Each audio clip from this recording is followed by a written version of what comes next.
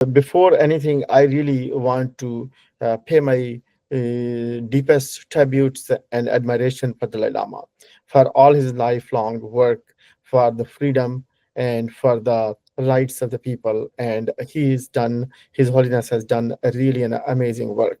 And it will be very hard to fill his shoes. And any interference from Chinese government or Communist Party will definitely impair and impede the rights of people. Chinese authorities or Communist Party has shown that they will interfere and they will bring somebody who is of their choice.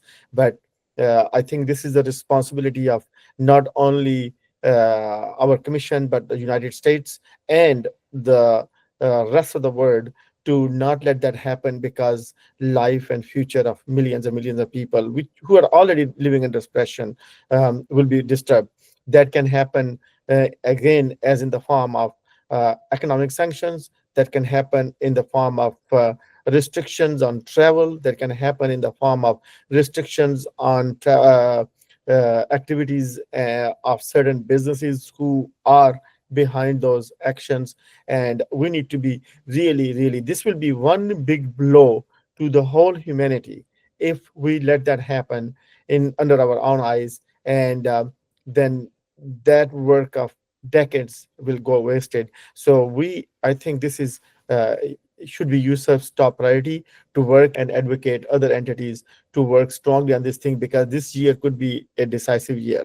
And we think that appointing an envoy to Tibetans, the Tibetan Buddhists rights, and also the same entity would look into the circumstances where successor is picked for His Holiness Dalai Lama, will be very helpful and will strongly. And I intend to bring this up again and again in our meetings. And I think whole commission is in complete agreement on this. And since this is a bipartisan commission, I think we have the capacity to reach out both sides and make some progress on this.